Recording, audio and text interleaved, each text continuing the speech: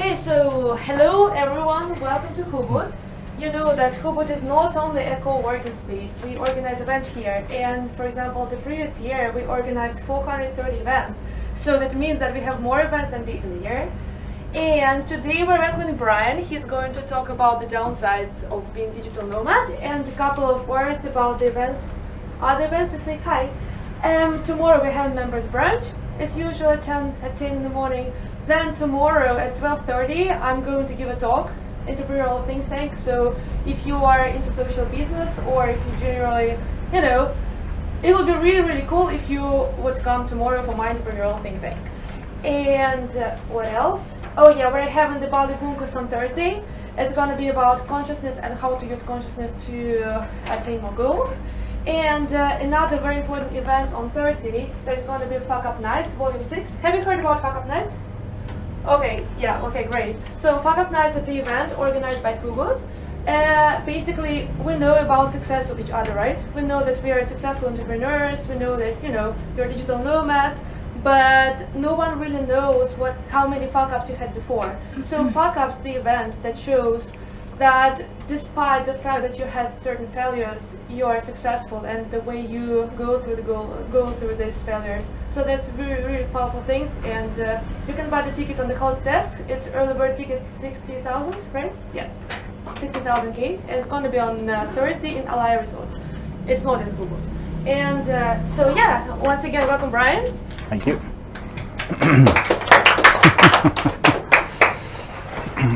Sorry, I will just go there. That's okay. All right. Thanks everybody for coming out. I go by my full name, Brian David Crane, and the reason for that is, as you can hear in my accent, I'm American. I grew up in the South in Tennessee, and people in the South have a hard time spelling Brian, so they would spell it brain and it would be brain crane. All the time growing up. Educated folks from all over the place would do the same thing. So I found if I went by my full name, it was enough of a speed bump, and that's why. So a bit about me. Let's see, trigger. There we go. And why am I talking about the hidden downsides to being a digital nomad? So the first time I lived abroad, I studied abroad in Argentina. I did a year. What was originally 6 months was so awesome that I dropped out of school, spent another 6. I owned a recycling firm. I'd started with my mom at when I was in high school. And I came back after the year abroad in Argentina, graduated college, and sold that company. And at the time, had some money, had read maybe the 4-Hour Work Week like a lot of people in here, and decided I was going to do a trip around the world. I was going to do a trip called what I was calling 25 at 25, and I got 3 countries into it and canceled it for a couple reasons. The biggest one being that I found it really neurotic to have no purpose. I found it really neurotic to just be like kind of flitting around, traveling for a year, and when I looked at the year, I wasn't particularly enjoying it. So I came back and ended up going belly up anyways in the 2008 financial crisis. It was one of the best things that ever happened to me. Got my teeth kicked in financially, and wound up taking a job out in Silicon Valley. I got mentored. I learned how to launch digital brands, digital businesses. Have helped launch now 5 different multi-million-dollar brands. Probably the best one is Archives.com. It was acquired by Ancestry.com for $100 million.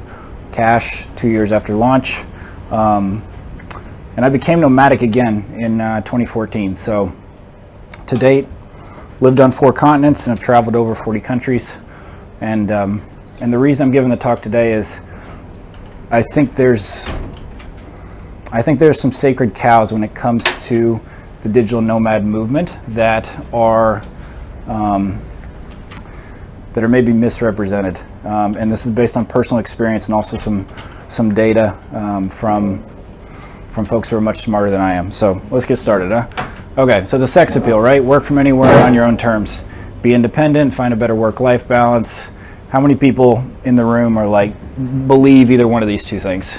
right? I do, right? I think it's awesome, right? You see the pictures. Now, when I look at this picture, this one is kind of a typical selling point for being a digital nomad. Number one, I look at it and I'm like, you're not going to be able to see the computer screen. It's going to be hard, right? Number two is horrible ergonomics, right? If you ever tried to work at one of these lounge chair type kitchen, I don't even know what to call this thing. It's going to be hard on your shoulders, hard on your elbows. It's going to be noisy here. Who knows how good the Wi-Fi is, but it looks sexy, right? And people are like, boom, they like it on Facebook, they like it on Instagram, and they think it looks awesome. So what are the trends driving being a digital nomad? Because there's some big ones, and I think they're interesting as far as why we all wind up in Bali and are trying to make this work. So you have first one, you have massively improved internet access. This is a picture of a shark trying to eat an undersea telecom cable in Vietnam. It took them years to figure this out, to get them to quit doing this, right? Wi-Fi access has improved dramatically, even in remote regions. This is something that Facebook, Google, SpaceX, or Elon Musk, they're all trying to get at this. Facebook for their own reasons, because they want to have more people using Facebook. But you have things like weather balloons that they're using to spread internet access. You have satellites that are being launched. That's part of what SpaceX is doing. Anecdotally, here in Bali, I've had friends who've been here since 2013, 2014. Ubud used to be the only place in all of Ubud that actually had high-speed internet, right? In the past 2 years alone, it's gone from roughly 2 megs up and down, if you were lucky to find it and it was unreliable, to having 20 megabytes with fiber optic almost everywhere on the island, right? You can get it installed at your villa. Internet's gotten better. So Bali's an example of like all of a sudden it's become way more accessible to be here. The 1% are flexing their muscle.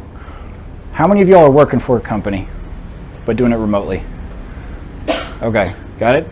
So it's interesting because the top 1%, the people who have the skills that are the most in demand, a lot of times they're engineers, have figured out that they can make some pretty high demands on their employers, right? They can basically be like, I want to work wherever I want to do it on my own schedule, I work better at night, I work better in the morning, I work better with my toes in the sand, whatever it is, right? And you've had some companies come along, TopTal is probably the most famous, that have made this possible, that are like talent agents for the top 1%. 10X Management's another one in the Bay Area. So this 1% is like, they're making this possible, right? Whoops. Then you have the changing work values. So millennials are placing a higher priority on flexible professional lifestyle and personally meaningful work. This is a net result of living during peacetime, right? So all of a sudden you're like, cool, what is, the intrinsic values that I want out of work? 86%, and this is a UN study, say that they're looking for something that's interesting. That's most important. 88% of them also report they want a positive culture. Like if you go back and ask your parents or ask your grandparents, they just wanted a steady paycheck, right? Or they wanted to know that when the lights, like that they could pay their rent, or that the lights would come on, or they could put a roof over their children's head. So all of a sudden you're dealing with like a whole different set of values where also stuff, contract work makes sense to people, like working for Uber, working for TaskRabbit, these sort of these things that in theory give you more flexibility, but in reality lack a lot of stability, right? Okay, your degree is worth less than it used to be. This is since 1988. This is in the US, but this is the percentage of people who have a college degree, right? So all of a sudden you have this asset, it's going down in value, you spend a tremendous amount of money to get a degree, or you've financed it and taken out student debt. You're dealing with a depreciating asset. So all of a sudden you have two choices. One choice is you go get more credentialed, you go get a PhD, you go get a doctorate, you become a lawyer, something that requires even more credentials, or you start to look for skills, but skills that aren't necessarily taught in college, right? I have so many friends who graduated with psychology degrees. It was the most popular major at the University of Tennessee where I went, and it's a lagging indicator. And what I mean by that is that, like, if you look at the most valuable resource by century, 18th century would have been agrarian. It was those who controlled the land, right? They were the power holders. 19th was industrial. If you owned the factory or you were the bank, you had the power. 20th century was a credential century, right? If you were a doctor, it created a tremendous amount of prestige, esteem, and it was also hard to get. Nowadays, we live in a world awash in people who are credentialed, so it's skills. And these are harder to find. the highly skilled. That's why the 1% are being able to drive some of this stuff. Okay, again, another trend. World's much safer post-Cold War, right? If you look at the stats, life expectancy, this is worldwide, up 9%, literacy's up 13%, poverty's down 74%, homicides are down 60%. This is according to the World Health Organization and UNESCO. So it's all of a sudden it's a lot easier to travel, right? You can go to Cambodia, you can go to Vietnam, you can go to crazy places that your parents would be like, I told my dad I was going to Vietnam. He was in the Vietnam War. He was like, he had zero interest in going there. Zero interest, didn't even appeal to him, right? And we have a totally different paradigm of what's accessible and where we can go. Okay, US dollar strength thinks it's true even if you're in euros or pounds or something. This is an example of a currency chart from 2013 to 2017, 4 years, right? If you're going to Mexico, it got 60% cheaper. 60% cheaper coming with dollars. It's insane. Okay, so then we get to the question, is being digital nomad one of three things? A viable career lifestyle, a subsidized holiday, or a relatively high-risk gamble? All right, that's the question. I think it comes down to three factors which put you into this one if this is where you want to be, and it not being a subsidized holiday or a very high-risk career gamble. First one is, what's your plan? Did you blow up your life back home and are now figuring it out from the road? How many people know people like that? Who are like, had a relationship, had a job, had something happen to them, a cataclysmic life event. They're now out on the road and they're trying to make a startup work, right? They have no money coming in or very little money coming in, and they're trying to get you, a lot of times they're life coaches, right? I'm not a life coach, okay? If anybody in the room is, apologies, but it's a sacred cow that I would say, they want to tell you how to, you're laughing. I hope it's because you're a life coach. No? Okay. So let's say if you're, did you blow up your, did you blow up your life back home and are now figuring it out? Or did you already create location independent income before leaving, right? Are your skills in demand? How many people are graphic designers? I mean, it's a hard, graphic design, or they want to do website design or something that's like, I can say from personal experience, having hired graphic designers, having hired a lot of this stuff, the top 1% for UX is totally worth the money. 99% of it, you can go to lower cost locations like Thailand, like Indonesia, where they have tremendous design talent, and spend $6 to $8 an hour on somebody who coming from San Francisco would be $100 to $150 an hour, right? So that's kind of right, but not really. But yeah, that's the numbers are wrong, or the paradigm's wrong? It's what people usually believe, but if you look a bit into the market, it's not really like that. But that's the first impression, definitely. And yeah, like the UX definitely leads. And if you're like high position, but there's a lot of middle ground that I think you don't have to be UX and just do websites and make a really good living. Okay. So it's kind of starting to catch up with programming, I would say, as far as I see. But yeah. Are you doing it freelance, or you got your own company? I'm doing it freelancing. Okay. Yeah. Cool. So and you're making it work? Yeah, like I got to the higher percent, but I also spent a lot of time in the middle, so that's what I'm saying. Like it's not that bad. Respect. I think I still stand by this point of are your skills in demand? Are you world class at something, right? I think it's and if you're not, to a large degree, it's going to be very hard to be a sustainable digital nomad, to make it actually last longer than a couple months. And I think the third part is, do you have self-discipline? Are you capable of saying no to bright, shiny objects? Are you able to maintain routines? This one is probably the hardest, because it's something that when everybody else on a Tuesday is like, let's go to the wherever, let's go to Canggu and go surfing, right? And you have to sit there and go, I actually have to get this work done, right? Because I owe it to the client, or I owe it to whatever I'm working on, that I have to say no to these sort of things. And it's a paradox, and I'm going to get to it in another slide, of being a digital nomad. So there was a Harvard study done, and it was actually here in Ubud, where this professor came, Beth Altringer, and she interviewed over 1,000 people coming through Ubud, and she did it anonymously. They had them submit surveys to find out how much money are they making, how long have they been going at this. It's a fascinating study. What she found was the most successful nomads in our research have in-demand skills and have proven themselves already, right? This is not their first rodeo. So, the trouble spots, the title of the talk. Okay, first one is we go back to the concept of self-discipline, and there's an awesome concept called plate discipline, which comes from the Dominican Republic. So, what plate discipline is if you're in the Dominican Republic and you want to get off the island, you're a baseball player, you want to get off the island, the best way, actually the only way to do it, is you got to learn how to hit every pitch. You got to learn how to hit pitches that are at your head, at your ankles, all over the place, the strike zone, right? It's what you do when you're starting out and you're hustling. You got to take every opportunity comes at you. Now, these guys who get off the island in the Dominican Republic, they wind up in the majors, and their batting coach goes, don't swing at that pitch, it was out of the strike zone. Don't swing at that pitch, it was a garbage pitch, it's a curveball. You got to learn plate discipline. A lot of them burn out in the major leagues.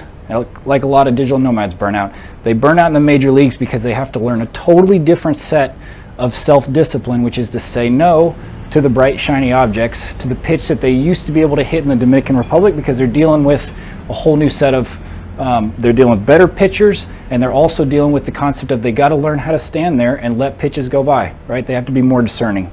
And I think as a digital nomad, the concept of self-discipline is something that's underestimated, and it's also not talked about very much because it's not very sexy. It's not very sexy. So, and if I'm trying to sell people, and I'm not, but if I'm a life coach, let's say, and I'm like, it's amazing being a digital nomad, like all I'm gonna do is focus on the upsides. All I'm gonna do is focus on the positives. And I'm not gonna tell people it takes a lot of self-discipline, and it's a different type of self-discipline than it took to get out of the office or get out of the 9-to-5 or out of the 40-hour work week, because that one's actually easier. You've got something you're working away from, right? So you have the concept of freedom, but inside of freedom you have freedom from and freedom to. So freedom from is like, I don't want to be in an office, I don't want a boss, I want to be on the beach. It's very clear what you're moving away from. When you get the freedom to, all of a sudden it's like you've got a blank canvas and you have to figure out what it is you want to paint on it, and it's harder to do. Okay, lack of mentorship. You don't get ongoing in-person mentorship.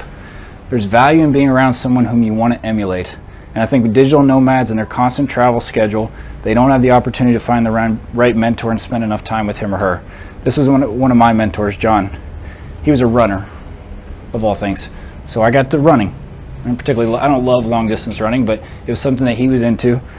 And I learned by osmosis, or I learned from just being around the guy, right? Like you emulate certain stuff. And I think one of the downsides is if you're moving around is you don't get the in-person mentorship. And there's a difference with mentorship and teachers.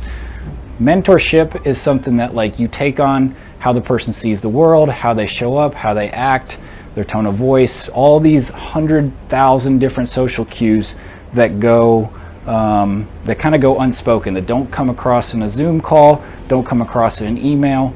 They're harder to pick up in person.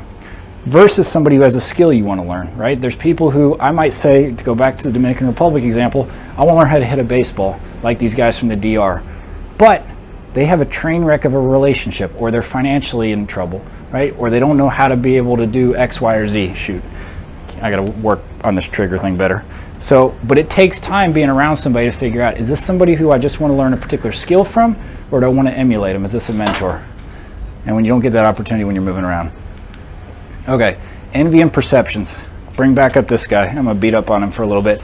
If I'm this guy's employer and I see this picture, I think to myself, number one, he's drinking on the job. Number two is his horrible ergonomics. He's gonna be slouched over like this in about 5 minutes. Number three is he can't really see the computer screen. He's wearing glasses, he's outside, like who knows what's going on. And then I have to deal with, if I'm an employee and I work with this guy, I look at this and I go, this guy gets to work remotely. What's up? I'm envious of him, right? I'll go back to the employer because I own a company. So like as an employer, and our team's remote, just to give some context. As an employer, I start to doubt their work product. I'm like, is this the best this guy can do? Because if I see him working somewhere like that, I start to think, is he just mailing it in, right? Looks pretty nice. Is this guy just mailing it in? And I think the message here is that just because you're in paradise doesn't mean your work day is any shorter. How many of y'all are working more here than you were back in your home countries, time-wise? I am. Yeah, I am, if you're honest about it. Because it's just the reality of it. If you want to make it long term, you have to do it. You know, you have to. What's Do good? you track it, or does it seem more? Because that's also interesting a lot of times. Yeah. It seems more because you have the people going to check and you're like, oh, I gotta work. But did you like actually track physical hours? Because it seems like you work more, but I track them, and it's kind of an illusion because you have more cool stuff going on. So I'm just curious if you. Yeah, in my experience, I actually, I'm working about the same as I would be if I was in the States, let's say, but my per unit output here is less. So it's like I sacrifice. I'm more productive if I'm in the States, right? And I have a great work setup. I've got, ergonomic keyboard, second monitor, a whole bunch of stuff. At the end of the day, like it just. So quality wise, you say it's lower. I think it's lower. Yeah, Okay. yeah, I do, personally. Okay, lack of sustainable momentum. This guy Gary Vaynerchuk is big on this one. And he talks a lot about is being a nomad, does it give you the chance to become so good that the market can't ignore you? And one of Vaynerchuk's big things is it doesn't matter where you're from, what your native language is, ethnicity, gender, socioeconomic status. He's like, the market is the bitch. It's the one that tells you whether or not you're good enough. And it constantly is telling you whether or not you're good enough. And I think if you don't have sustainable momentum, you're never going to get to the part where they can't ignore you because you're so good, right? They can ignore you because you're on social media telling folks how awesome your life is, which is there's envy in there, or there's maybe some things you run the thread of. But to be admired for your work is very hard if you don't have the sustainable momentum, right? Okay, road fatigue. I think this is when I meet people who are doing like 2 to 3 weeks in a place. The amount of time needed to ramp up and ramp down in a location is underestimated, like seriously underestimated. There's a high cost of constantly planning travel and work and basic living, and you deal with things that are unknowns. I don't care how good a place is reviewed on Airbnb, is that when you get there and you start to sleep, you find out the mattress isn't as hard as you like, or it's not as dark, or there's road noise, or there's roosters going off at 6 in the morning that nobody mentioned in a review previous to that. And all of a sudden, or you deal with like that guy that I was showing you where he has horrible ergonomics. You're like, yeah, there is a work table you can use, and yeah, there is internet, but it's not that good for you, right? It's not that good for you. And so you start looking at the next place, or you have to move around while you're there. Like I have friends coming in and out of Bali. They spend so much time looking for a place to live. Then they spend so much time looking for a place to work from. And if you're not close to Ubud right now in July and August, traffic is horrible right now, horrible. So you have to live almost within walking distance, right? Like if you're up on the main road, it's a parking lot between 2 in the afternoon to 6 o'clock at night. So if you're even on a scooter, it's going to take you 20, 30 minutes. I live up in Peniston, which is why most of y'all never seen me before, because like I'm up kind of near Alchemy. And to get here, even today, it's going to take me 30 minutes, right? So that's a sunk cost. That's a sunk cost as far as time goes, and it deals or contributes to road fatigue. Lack of stability. We already talked about this. Your routines are constantly in flux and changing. I think it's stressful being without a home base. I also think it's hard on your body, but I do think it's stressful without a home base. And I think this is something that it creates a bit of neuroses in people that they don't want to talk about. I deal with it. If I'm not sure where I'm going to be a month from now, it causes me to not sleeping as well. I start to deal with like, okay, what's coming next? Puts me on edge. Okay, this is one that I think is not talked about very often, because you're dealing with meeting a ton of new people, right? And all of a sudden you're like, is it business or is it a friendship? And it's a mixed bag of motives, and especially in a co-working space, because you're dealing with people who you have no idea how much money they're making. So are they pitching you on something? Are they being friends with you because they view you as a client? What is the relationship dynamic? And it takes time to get to the point where you figure out what's actually going on with them. In the interim, you have to say no to them a lot of times, right? Like I've had people come to me who are like, I want to work together, I have to say no. And I say no even in the sense of not making a referral, because what I found personally is that a referral can create complications. Like all of a sudden you vouch for somebody else, their work product's not that good, or they're just whatever. The person that you introduce them to doesn't follow through, and you feel an obligation to step in and try to make things right. At least I do, right? So dealing with, is it a business or a friendship, can be problematic as a digital nomad, because just the influx of people that you're meeting, and you don't know if they're hungry for money. So the solutions: have a plan and reliable remote income before you jump. I think that's the biggest one. Personally, what I've found is staying put in one location with a regular routine for 3 to 6 months out of the year. I think you need to plan, and then use that as a base to travel locally from. In other words, it's helpful to actually stop being nomadic and start thinking yourself as more of an expat. I think that's the crux of it. I've used this now. I lived in Hong Kong. Awesome base from which to jump off from. Amazing airport, transportation systems. I've done this here in Bali. I've been in Ubud since March of last year. Spent 9 months out of the year here last year. And I think when you do this, you find others who are also long-term expats, not necessarily temporary digital nomads. And it creates some staying power in that you have a community of people who are not just passing through, especially in a highly transient place like Ubud, right? So, okay. That's the gist of it. This is where I'm at online. What are your thoughts, questions? I monologued for quite a while, yeah.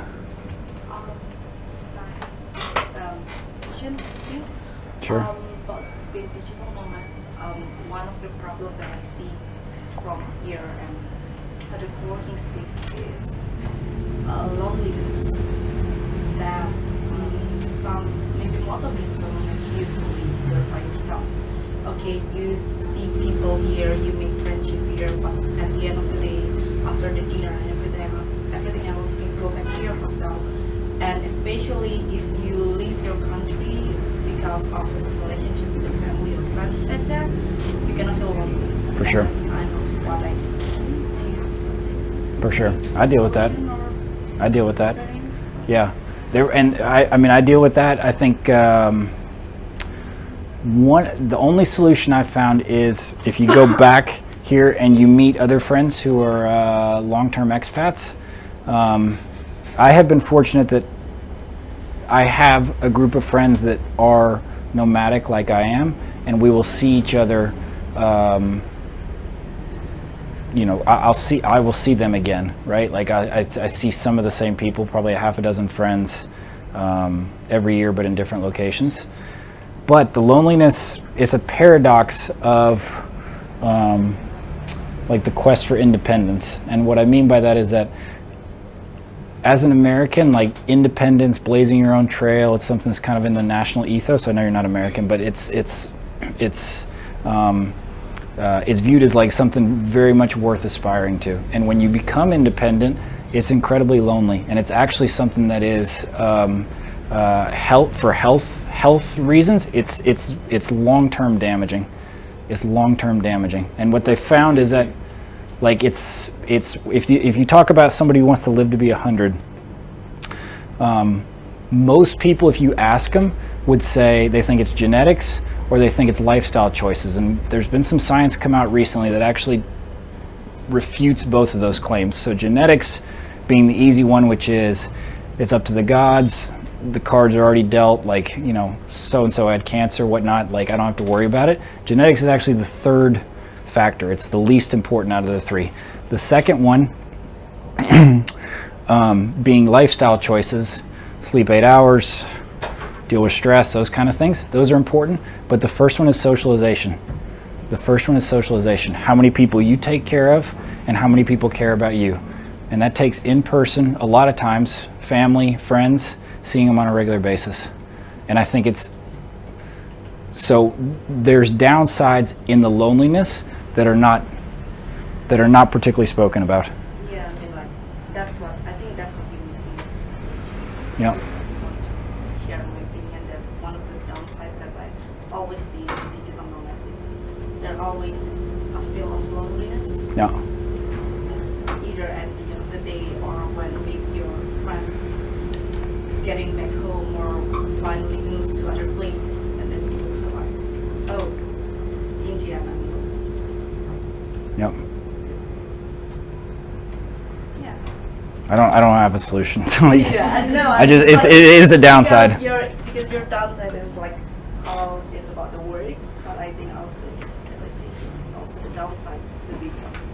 Isn't it normal, like we just have to like upgrade ourselves? Like this is definitely a big problem, but we never lived like this throughout history, and now big group of people are just going wherever they want. So like we just probably need tools to manage this better. But like it seems like it's an undeveloped skill that we didn't have to develop before, and now it's like a totally new thing that we can just kind of manage that well. I mean, one of my solutions is I travel with friends. Matt and I know each other from Tennessee. We've been to Europe together. To be fair, I recruited him to come to Bali, and it's part of, I mean, for selfish reasons. I don't want to be lonely, you know? And also to share something with a friend from back home, you know that you're going to see that person 5 years from now, right? And you have shared memories and shared photos that I think it helps with the loneliness. So I think the solution would be to recruit. Why did you become a digital nomad? Like, why was this a thing for you? What's your main reason? I was looking for a home. I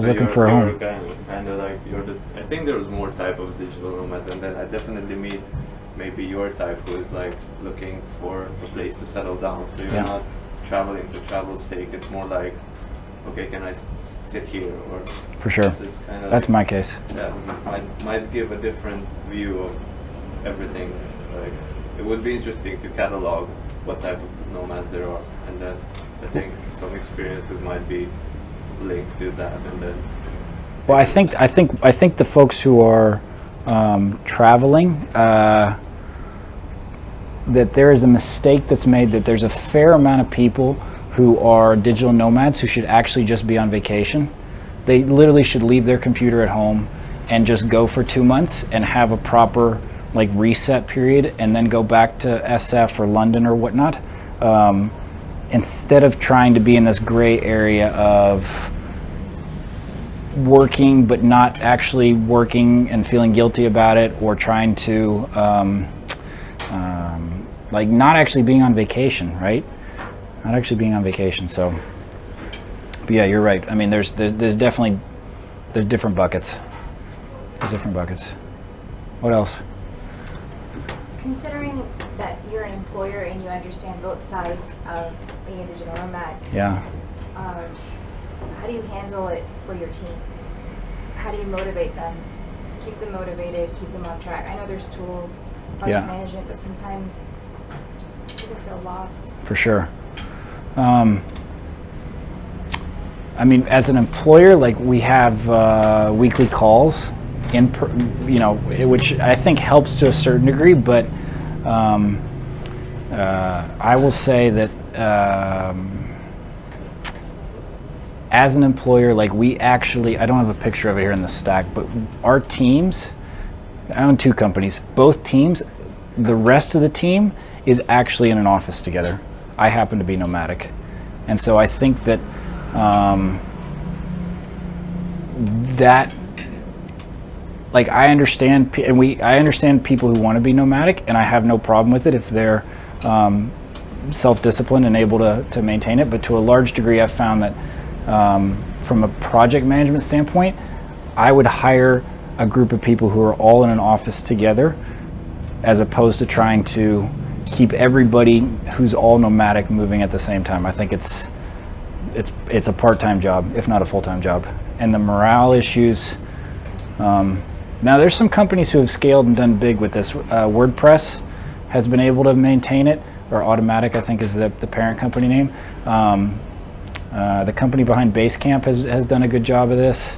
But the trend actually is the biggest employers are bringing people who are remote back in-house. IBM, there's a couple others I was reading about where they basically look at it and go, quality of life for these people isn't any better.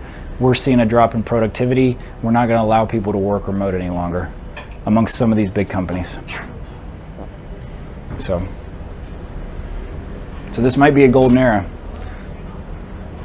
And I think for me and maybe for a lot of you all, the dynamics change if the currency changes, right? All of a sudden, you know, if there's a problem with the US dollar, Bali becomes more expensive, right? And I look at it and I go, do I want to stay in Bali?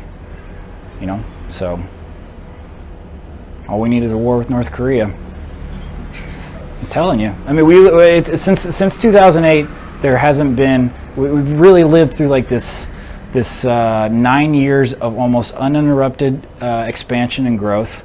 You've had tremendous leniency from the Fed in the U.S., but the European Central Bank as well. Like, they just printed money, you know, and you're dealing with like a sugar high. If you look at the stock market, it's at an all-time high. If you look at cryptocurrencies, they're at an all-time high, and that stuff changes. And all of a sudden, a lot of the kind of the slack in the line that you get as a digital nomad, it becomes yanked. It becomes tighter, you know? So, not to be a Debbie Downer. So enjoy it. I think it's like a golden. I think it's a golden period. I think it's a golden period. I think, you know, 20, 30 years from now, who knows? Maybe people look back and be like, that was such a unique period of time for you all, you know? I'm curious how many people think that versus that we're all gonna live like this soon. Forever. And on the other side of like most things you said, I'm kind of like on the other, and like with this too, I would argue that it's not going away. Like, it's normal that they let people out and their productivity drops and they try to pull back, but it just seems like just a bunch of people will do it. Well, I think what you will see is that the top 1% continue to make demands and get away with it, but that you have a hollowing out of that top 1% or 10% is able to do it, and the 90% are either not capable of it or they're not permitted to do it. I would argue the top 1% will develop the tools and make it a lot easier for the next 20% to get in it, and then they won't do the photo on the beach with the thing, but they might want to live with their family somewhere for 3 months and then like visit friends. So maybe not the same construct, but I kind of really believe that it will like get a lot easier as the top 1% kind of figures it out, because it's like weird as like evolution or whatever. And then I would say more people will get into it as it becomes easier. But do you think it's I think it's management. hard now? It's just management, yeah. But it's management of yourself more than It's anything else. so new. Like, Yeah. This is so new for everyone. I mean, like on a big scale. This is new even like for like a 50-year-old person. This is kind of like, what is this? And then it's normal to have. But still, I would argue it's not really that bad. And we're just starting, so it's just gonna get like a whole bunch better. That's how I see it, at least. I hope so. We'll see, I guess. I hope so. No, I mean, I think, selfishly, if I had more friends that were out and nomadic and whatnot, I would be like, awesome. I'd be like, this is, you know. Need 10 more apps and 5 more locations where you can just meet more people, and that would take a big chunk out of every other day. And then productivity and stuff just starts climbing up.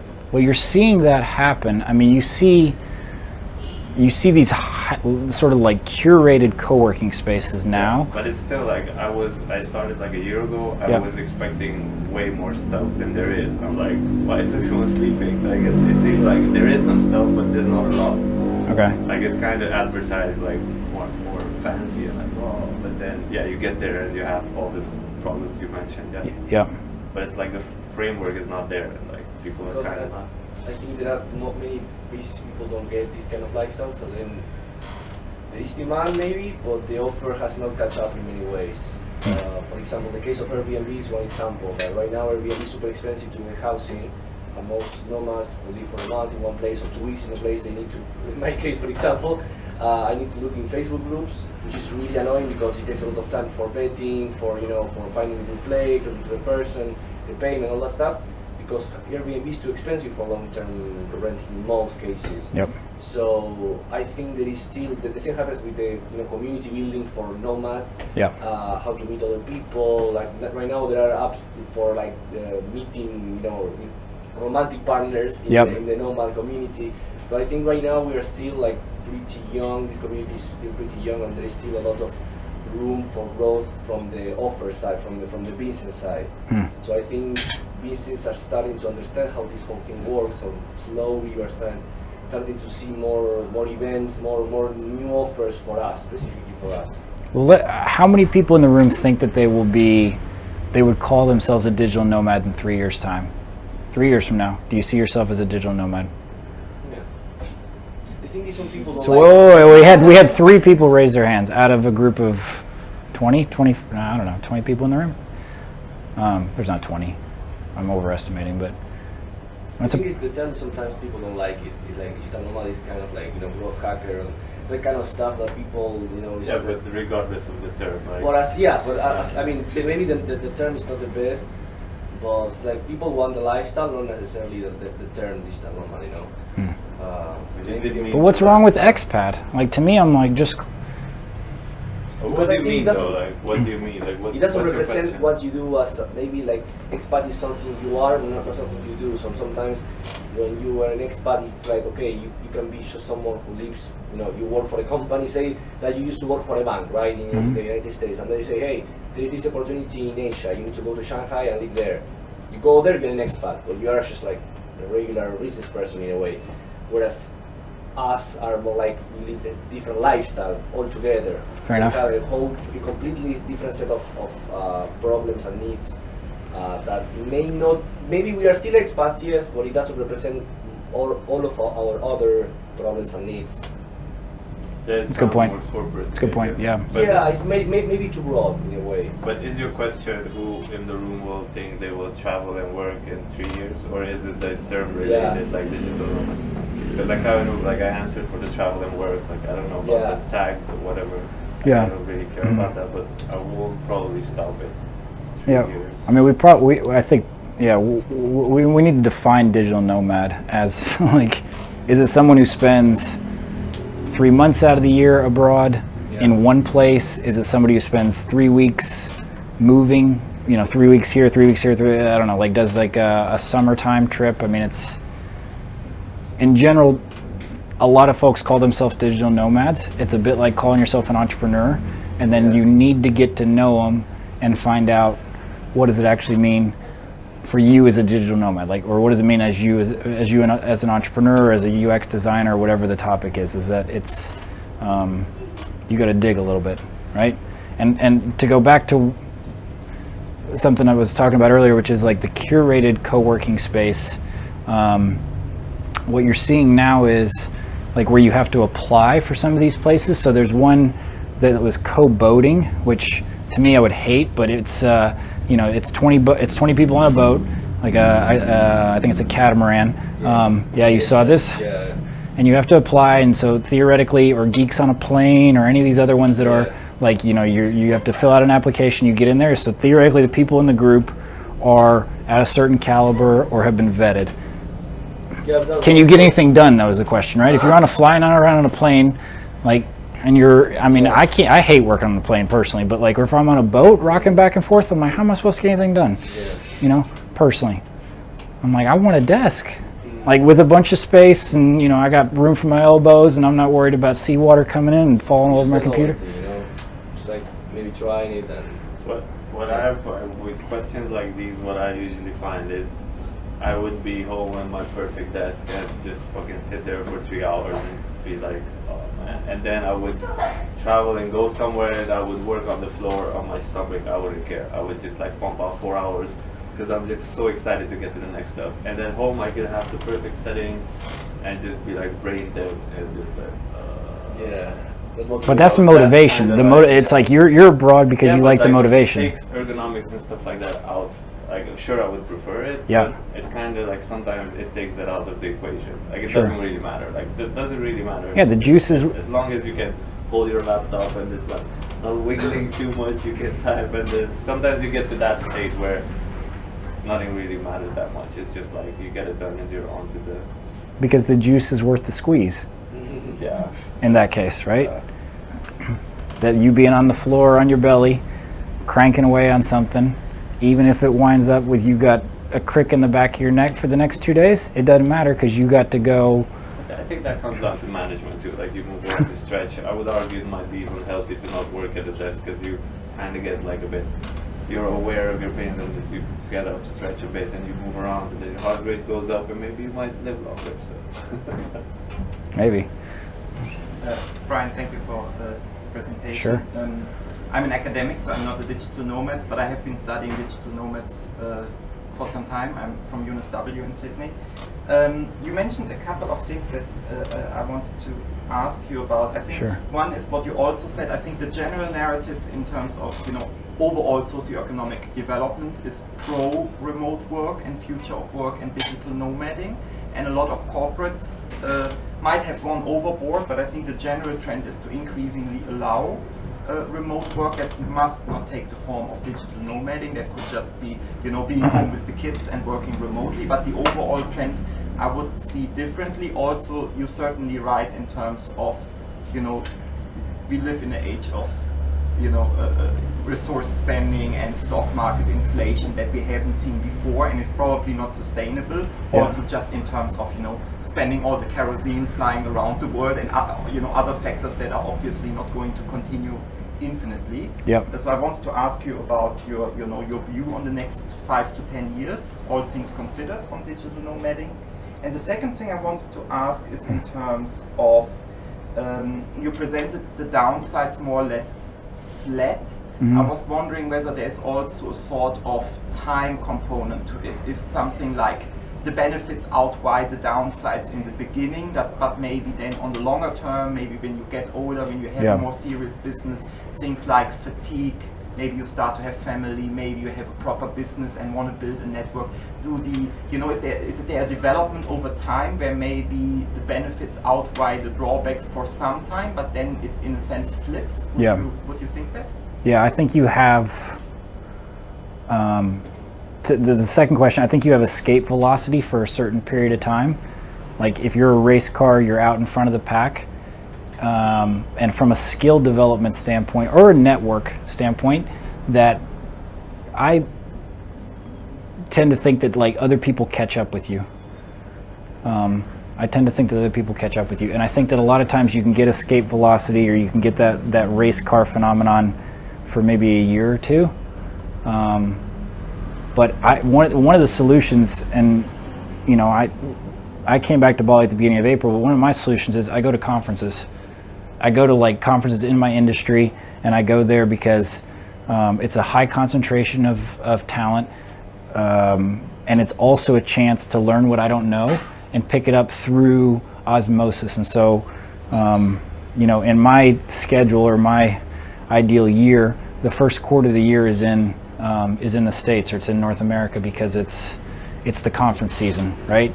And I think that you need that brain rub in order to be able to at least keep your car at pace level.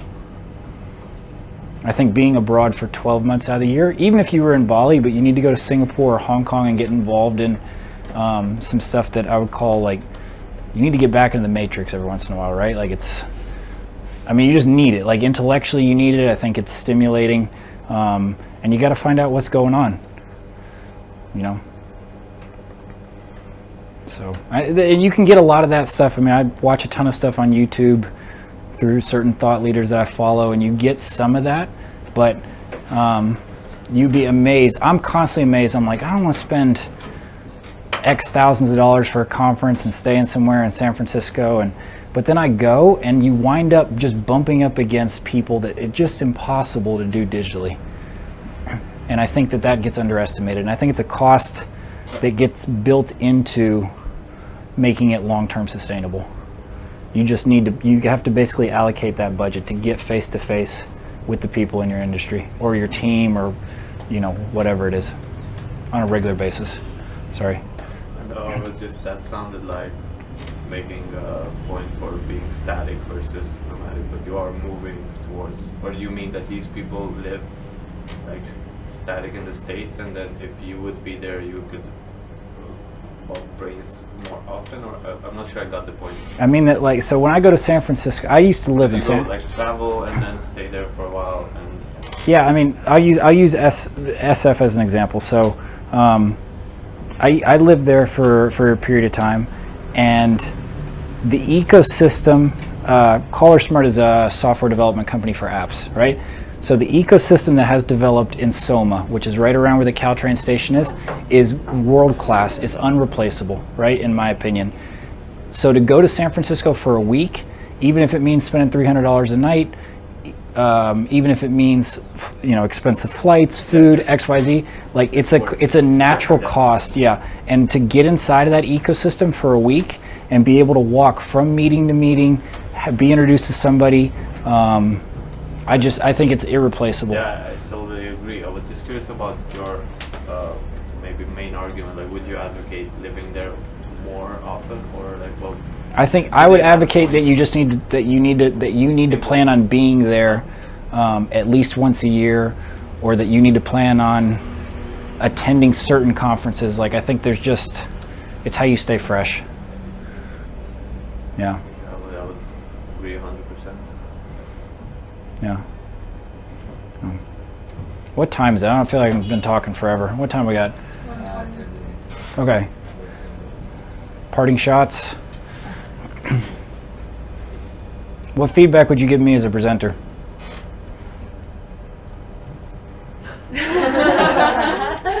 I mean, part of the reason I'm doing this is to practice presenting, right? Not just because I like standing up talking about myself. Poised, steady, calm, but a little quiet. Okay.